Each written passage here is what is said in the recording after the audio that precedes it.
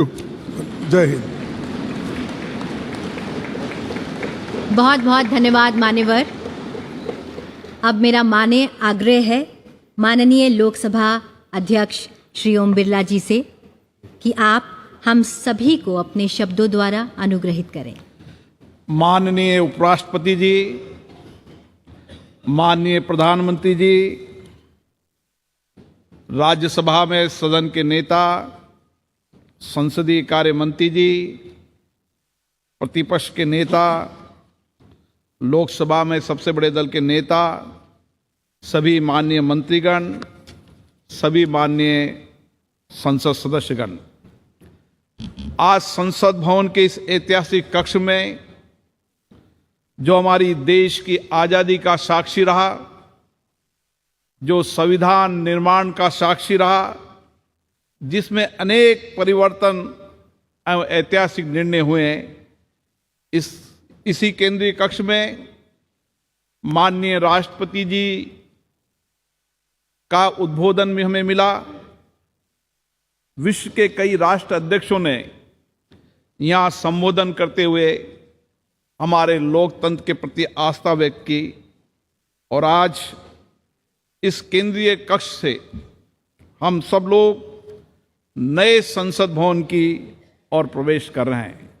ये नया संसद भवन हम सबके लिए नई आकांक्षाओं, नई अपेक्षाओं और नई उम्मीद, नई उमंग के साथ होगा, मेरी ऐसी आशा है।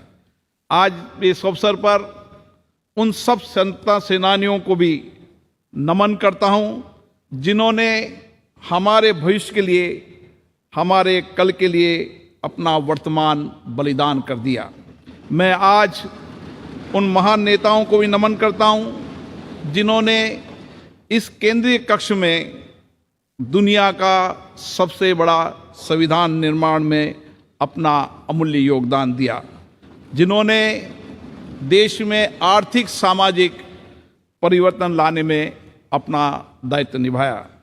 आज हम उन सभी मान्य सदस्यों को भी स्मरण कर रहे हैं, याद कर रहे हैं, जो हमारे बीच में नहीं रहे लेकिन जिन्होंने अपने संवैधानिक दायित्वों का निर्वहन करते हुए देश की प्रगति में योगदान दिया। मैं आज संसद के उन सभी माननीय सांसदों का भी हार्दिक अभिनंदन करता हूं जिनके लंबे संसदीय अनुभव का लाभ आज हमें मिल रहा है। ये संसद भवन अनेक ऐतिहासिक घटनाओं, निर्णयों और परिवर्तनकारी कानूनों के निर्माण का साक्षी रहा है। हमारी संसद कई घटनाओं का मंच रही है जिन्होंने 75 वर्षों में इस देश को एक ऐसा स्वरूप दिया है जो दुनिया में एक नई ताकत और सामर्थ्य रखता है। हमारी संसद देश की करोड़ों जनता की अभिव्यक्ति एवं भावनाओं का माध्यम रही है, जहां हमें लोकतांत्रिक संस्कृति के अनुरूप चर्चा और संवाद से अनेक चुनौतियों का समाधान निकाला है और कई श्रेष्ठतम प्रतिमान स्थापित किए हैं। इन 75 वर्ष की संसदीय लोकतंत्र की गौरवशाली यात्रा में हमने देश में कई क्रांतिकारी बदलाव भी किए। आज जनता नए भारत के लिए आकांक्षी है। आज लोगों को हमसे अपेक्षाएं बढ़ी है, आकांक्षाएं बढ़ी हैं, उम्मीद बढ़ी है। ऐसे में हमारी जिम्मेदारी और बढ़ जाती है कि हम अपने संवैधानिक दायित्वों का शुद्ध अंतर्करण से निर्वहन करें और उनकी अपेक्षाओं, आकांक्षाओं और उम्मीदों को पूरा करें और आकांक्षी भारत के सपनों को साकार करें। मान्यवर, हम सबका सौभाग्य है कि हम ऐसे कालखंड के जनप्रतिनिधि हैं जिस समय भारत हर क्षेत्र में तेजी से आगे बढ़ रहा है। हमारी लोकतांत्रिक संस्कृति और हमारा श्रेष्ठ नेतृत्व के कारण हम पूरे विश्व को एक परिवार के रूप में लेकर वैश्विक चुनौतियों का समाधान के लिए भारत एक सार्थक भूमिका निभा रहा है। आज हम नए भवन में प्रवेश कर रहे हैं। नए भवन में प्रवेश करते समय विकसित भारत बनाने की हमारी प्रतिबद्धता को हम दोहराने का अवसर भी है।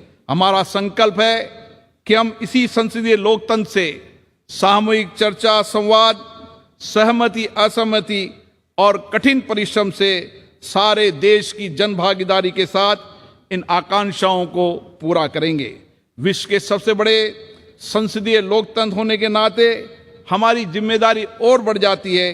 इसलिए आवश्यक है कि हमारी संसद हर एक मुद्दे पर चर्चा करे, सार्थक सकारात्मक दिशा दे, कानून बनाते समय सारगर्भित चर्चा हो, सकारात्मक के साथ चर्चा हो, ताकि हम देश को और अधिक समर्थ एवं समर्थ बना सकें। और इसमें हमारी संसद की उल्लेखनीय भूमिका होनी चाहिए। आज़ादी के इस अमृत काल में हम 2047 तक विकसित भारत के निर्माण के लक्ष्य को लेकर चल रहे हैं। विकसित भारत बनाने का ये लक्ष्य हमारी संसद के माध्यम से साकार होगा। हम ऐसे संकल्प की प्रतिबद्धता के साथ नए भवन में प्रवेश करेंगे जहां हमारी भागीदारी भी होगी, जनता की अपेक्षाएं भी पूरी होगी और नए आकांक्षी भारत और 2047 में विकसित भारत के सपने को भी पूरा पकाएंगे। आज गणेश चतुर्थी के शुभ दिन, ऐसे शुभ दिन पर अच्छी परंपराएं, अच्छी परिपाटियां, अच्छी प्रथाएं, अच्छे अनुभव हम साथ लेकर जाएं और नए संसद भवन में उनको स्थापित करें, ताकि विश्व के लिए भारत का लोकतंत्र मार्गदर्शक बन सके। नया भवन हमारे देश की आकांक्षी जनता के लिए परिणामदायक हो, परिवर्तनकारी हो, ताकि हमारे संविधान निर्माताओं ने समानता, न्याय और बंधुता का जो संदेश दिया है उसे हम पूरा कर सके। हम अपनी संसद को देश की जनता की सेवा में सच्चे भाव से समर्पित करें। इसी अपेक्षा के साथ मैं पुनः इस भवन को, उन सब लोगों को जिनका इस लोकतंत्र को स्थापित करने में, लोकतंत्र की मर्यादा प्रतिष्ठा बढ़ाने में योगदान रहा, उन सबको भी नमन करता हूं। धन्यवाद। बहुत बहुत धन्यवाद मान्यवर।